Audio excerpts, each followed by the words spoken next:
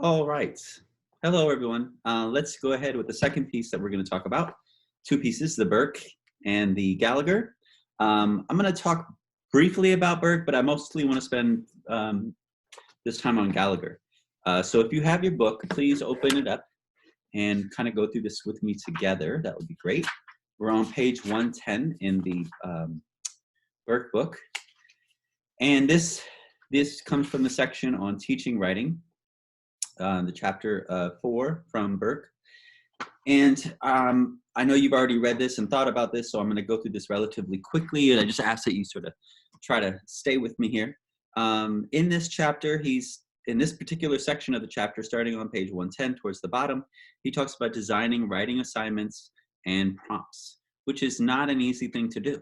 I think over the years of teaching, I found that you really have to find that balance between giving directions, providing supports, but also creating that ZPD space where students can struggle and wrestle with things and really try to find their answers to things. And so this, I think, section of this chapter really reflects that tension and does a good job sort of talking through it. So on page 112, in sort of the middle of the page, he talks about this recommendation by Kittle. We should develop assignments that teach the skills through the study of craft in all genres, including academic writing and writing on demand. This approach expects much more than the assignment that reads like a checklist to be completed instead of an essay to be created. I love it. I love that stuff because it really emphasizes that writing is a craft, that what we write, whether it be fiction or nonfiction, is art, that it be honored as such, that the model of sort of the fill out the template, follow this guide, 5-paragraph essay, that approach to thinking about what writing involves makes it basically, like it says, reads like a checklist to be completed instead of an essay to be created, which I think is a good way to think about it. And so, like with reading, we want our writing assignments to be wide and deep. So a variety of types of writing assignments, but also a level of depth in there as well. So some ones might be quick and short, Twitter length pieces. Others might be the great example that Kendall gave around the sort of 300-word pieces. And some of them are going to be longer pieces. And I've had students write, I think the longest essay I had high school students write was about probably 25 to 30 pages. And that was the theme study paper they wrote for the AP class that I mentioned to you guys before about. And that requires a lot of writing, a lot of time, a lot of drafts. I had them break it up into 3 sections, and then I gave them feedback on each of the sections. And this was sort of a semester-long project that they did. So, but I think having that experience of writing something of that length gives them a sense of confidence and experience so that when they get to college and they have to write papers that are maybe 10 pages, 15 pages, maybe not always 30 pages in length, but long pieces for them, they've got this sort of awareness that they've done something even more in terms of quantity in the past. And then, of course, the tension then becomes, how do we get students to recognize that it's quality and not quantity that we're looking for in their writing? And so, so this is just some of the things that you wrestle with. Page 114, this section on writing assignments differ from writing assessments, in that they design not only to measure, but also to teach. So Linderman offers a heuristic for designing writing assignments, recommending that we ask the following questions when writing an assignment. I like this. What do I want students to do? How do I want them to do the assignment? For whom are the students writing? When will students do the assignment? And what will I do with the assignment?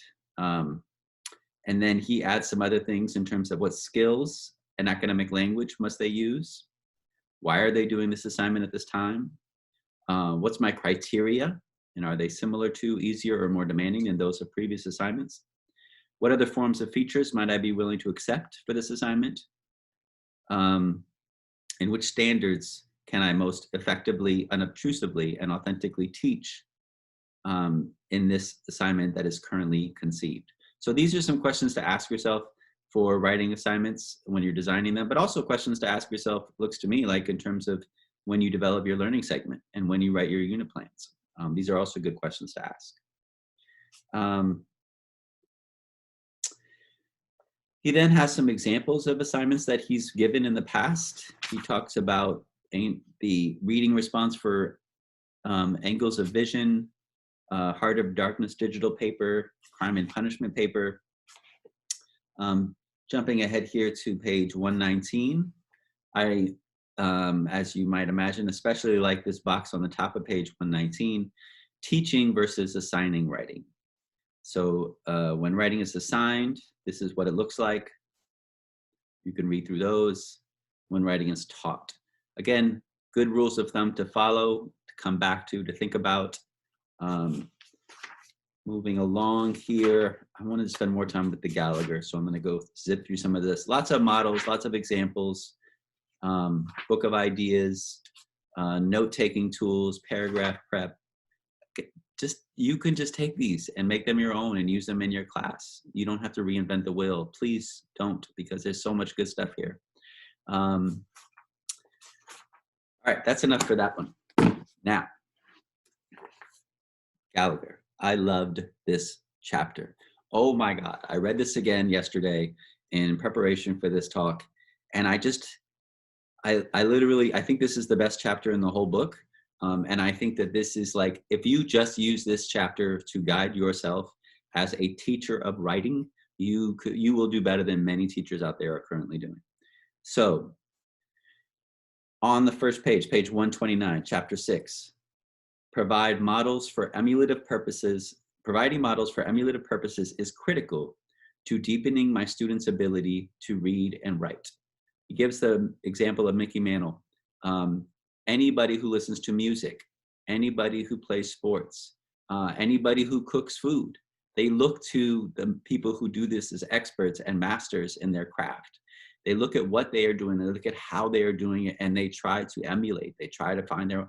For some reason, I feel like when it comes to writing, there's this sense of like using modeling as somehow like cheating or not being original and stuff like that. And that, I think, has gotten in the way of our sense of,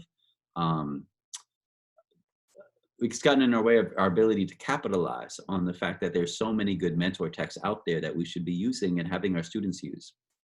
So using models, using mentor texts is the other term that you hear a lot. On page 130, middle of the page, he makes a point to say that models help young writers, but it's not a one and done deal. It isn't, let's look at the model. Now here's the assignment you're gonna do, and then we don't ever look at this again. Right? Mentor texts achieve maximum effectiveness when students frequently revisit them throughout the writing process. A little further down on the page, students need to be taught how to read like writers, how to notice the techniques, the moves, and the choices that poets make. So this is with regards to teaching poetry. Students are accustomed to being asked what is written, but asking them to recognize how the text is written in a different kind of reading than many of them are accustomed to. So that connects to the anchor standards. He gives the example from House on Mango Street, which is a wonderful book, and has the students go through and find what makes it work, why does it work. Notice throughout the entire chapter, he constantly is saying that, like, I don't tell them what the text is doing. I ask them to tell me what the text is doing. And then I think it's a process of, as the teacher, sort of asking them questions to sort of let them do the work and guiding them towards understanding how a piece of work is crafted. During the modeling in the drafting stage, he talks about, he makes the point of saying, I'm not suggesting that we should make students sit while the teacher drafts an entire essay in front of the class. I am suggesting that the teacher write in short 5 to 7 minute blasts in front of students, thinking out loud while composing, and that this kind of modeling be done frequently. If that is the only sentence you take away from this chapter, that will be great, because that's a really, really key one. And for those who are reluctant to write in front of their students for fear that they may be revealed as mortal, remember that students benefit greatly by seeing the teacher struggle. You certainly have seen me struggle quite a lot. It reinforces the central lesson that for all writers, even for the teacher, struggle is a central part of the writing process. It's what writers do. Also, I just noticed I wanted to, the next page around mentor sentences, I give them the following mentor sentences, and he has a bunch of ones with quotations and people talking. And then he talks about the things I want my students to notice about these sentences. And they all have stuff about quotations and end marks and things. So this is a mentor sentences, going back to last week when we talked about teaching grammar and punctuation and writing style and vocabulary and all those sorts of tools that the writers use, that this is a great way to teach about punctuation, right? Using mentor sentences and just the exposure to how to correctly use parentheses and so forth is something that, and commas, is something that exposure allows students to then have that experience and then hopefully apply it to their own writing. Jumping ahead to page 134, there's that great example of from the Goldfinch, Donna Tartt's book, with that really long sentence, and then he has the students imitate the sentence and they write about the pressures of school, and one of his students writes a great sentence about school pressure. So again, it's straight modeling. It's like I'm copying this style. Mentor texts offer that opportunity. Beyond the mentor sentence, he talks about 100-word stories, which is a popular website. There's ones that are like 7-word stories. There's a whole bunch of them out there that you could go to and find examples of to share with your students. We had the example that Kendall gave about the 300 words. So all of those are different opportunities for students to read short bursts of writing and see how they work and then try it on their own. And again, I think that that's some of the best way you can teach writing. Skipping ahead now to page 137, there is a couple of important caveats that he brings up. Do not over-model, right? Too much of anything can be a bad thing, and we also don't want students to become too dependent on it. And then recognizing the balance between the benefits of modeling and the danger of developing dependency. So that's key. We've talked about this. Teachers are sometimes good at providing scaffolds and supports. They need to then remove those scaffolds, and they need to tell students that they are removing those scaffolds. They need to say, look, last time I gave you a template. This time I'm not giving you a template. I'm not giving you a model. I'm not giving you sentence starters. You know how to do it. Have faith that you've done it in the past and you can do it again, okay? The other thing, this just a quick note, there's a sentence that says on page 137, the best AP teachers I know prepare their students for rigorous questions like these by having them analyze previously scored essays. I will say that when I started doing that for my AP students and I had them reading previously scored essays and they would score it themselves and they would go through the rubric and they would apply it to those essays, their own writing improved tremendously because they were sort of seeing models of other students writing and recognizing things that I couldn't, that all the explaining in the world that I was doing with what they were giving me wasn't quite getting through. It was, they needed to see those models, they needed to assess those models, and then they needed to apply what those students were doing to their own writing. That made a huge difference in terms of improving their AP scores. Also throughout here is modeling in the revision stage. He has these different drafts. You can just totally just take these drafts and give them to students. Like, you don't have to start from scratch, like I said before. I ask students which draft they like better, and once they have chosen, I ask them to return to the chosen draft and identify what makes it better. They do this by physically circling the parts that make it a better piece of writing. This is an example of the kind of thing that if you do on EdTPA, that'll look good. Like, they'll say, wow, they're really teaching writing. They're not just assigning writing. So that's just a little thought about that.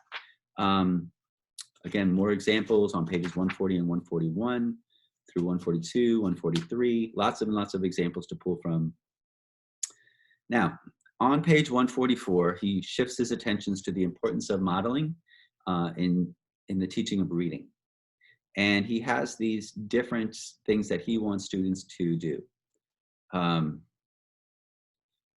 Read for enjoyment, read widely, know what readers do when they are confused, track their thinking over the course of a book, be able to read between the lines and infer, be able to meaningfully discuss their reading, think about their reading via writing, develop agency as readers, thus reducing their dependence on the teacher, and consider their reading in the context of their worlds. I'm going to ask, when we do our discussion board, I'll ask the question of what you would add to this list in terms of what you want students to do as readers. What do you want your students to be able to do as readers? And I'm just going to put that question out there for us to think about for our discussion later today or tomorrow.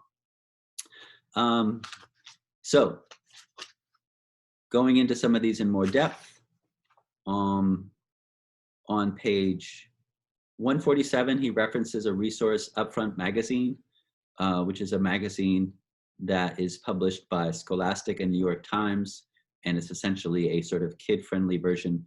We obviously, this book isn't up to date. There is a wonderful resource if you're not familiar with it, but all English teachers should use this, called Newsella. And Newsella is a really great site. If you go there, you'll see an article. Let's say there's an article about the spread of the coronavirus written, and you can basically put in a grade level that you would like it to be read at, or the text to be written at.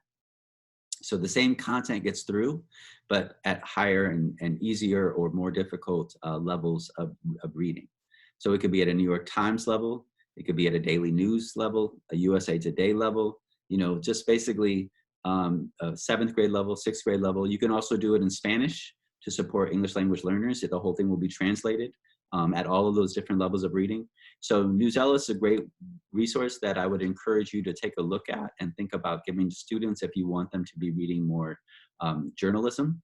And maybe if they're going to practice writing journalism, they can use that as a mentor text. I liked on 147 the tension that he raises between helping students use strategies such as question, predict, summarize, all those different strategies that we ask our students to do when they're wrestling with a text. And that there's times, as he says, as readers, in which we have to live with ambiguity. I'm reading a couple of books right now for fun that I'm struggling with, and I'm like kind of regretting because of the time we're living in. But I reckon as I read this, I thought about the fact that these books are kind of hard for me, and I'm still sticking with it, and I'm staying with it, and I'm trying to be just to have the perseverance, because I feel like I know from the past that that ambiguity will get sort of worked out the further and further I get into these books. But I don't think students always know that. And so it's important that we talk about that with students, and that it's okay to be unclear. Use your strategies. If the strategies aren't really helping you get where you want to go, or if the strategies are interfering with the flow of the reading, which I think is another thing that strategies sometimes do. Sometimes you just have to sit with the ambiguity and be okay with that. And then that's one reason why you might go back and reread the beginning pages or something of a text after you get to the end. So I just wanted to sort of name that it's that there are tensions to consider and strategies that are out there. And sometimes one strategy is to live with the ambiguity. On page 149, you'll see a list of potential ideas that one could pursue with a book like To Kill a Mockingbird, which of course is a wonderful, wonderful book. And when I read this, the first thought I came to my mind is, if you're looking for examples of enduring understandings for when you're writing your unit plans and your lesson plans and your learning statements, here's a great list. These are all enduring understandings, right? One person can make a difference. Because you can't win doesn't mean you shouldn't fight. Coming of age involves innocence being lost. These are fantastic. So when you're looking for examples of enduring understandings, you might remember this chapter as well. On page 150, he talks about inference, and there's a photo there, and he asked the students to think about these photos. So I used to do this with Chalk Talks. I would instead of putting a quote up there, I would put a photograph of something ambivalent, and I would ask the students to infer, to write about what do they think is going on. They might make connections to other pictures they've seen. They might try to, they might see something and infer like, oh, this looks like this is happening in this particular country or part of the world or this time period. And then other people might comment on that. And so they have a whole conversation on paper where they try to infer what's happening in this picture. And then we go and we look at actual information about it. So that's something I've done with students quite a lot, and they really enjoy it. I find it's really useful and it's a really good strategy. But it's important that we make explicit, like what we're doing with these posters and these pictures is sometimes what we have to do with text. We have to infer, especially when things are vague and we're unclear and it's meant to be kind of confusing. But that's sometimes what good writing looks like, and we can talk about that too. When I say that's sometimes what good writing looks like, I will just turn us back to these examples of compare and contrast, draft A and draft B. That's sort of on pages 138 through sort of 143. That the way students write is sometimes very kind of like direct and simple and clear, and it's like as they're thinking, they're writing it, versus a writer will go back and then do things with language and turns of phrase and move things around and change the sequence in chronological order. Those kinds of things that writers do, that they'll make something that's explicit, they'll write it as a way that's more subtle and nuanced that the reader has to think about as they read. That leads to better writing. So showing that to students, letting them see that, is a way of sort of saying, we experience better writing when we're able to sit with those ambiguities sometimes. We become better readers as a result. He talks about inferring from photos, from paintings, from comic books. Oh, and he has this one on page 152 from the New Yorker that reminded me, I have the New Yorker cartoon board game. I don't know if you've ever seen it before, but it's a board game in which you just get the caption, you just get the image, and then people sitting around the table all come up with different captions for it, and somebody else picks which is the best one, and you get to move ahead on the board if you get the best one or the funniest one. But it's a fun activity and students love it. And I had this in class with me, as well as I had Scrabble and some other word kind of board games that were good activities for students. Oh, and Taboo is another one, to have in the classroom for those days when everything falls apart or it's like a chill day. Like we just did a final exam. We have a day, we're just going to chill. We're going to just do some fun word activities and word games. Having those kinds of things in your classroom helps to build community. You're still doing English class, but you're doing it in a way that's sort of fun and actually gives students a chance to practice playing some games while developing their skills, and they don't even know it. Okay, that's the main thing I wanted to say about this chapter. I think it's a fantastic chapter. If you just apply his ideas to teaching writing, it'll go a huge way in helping your students.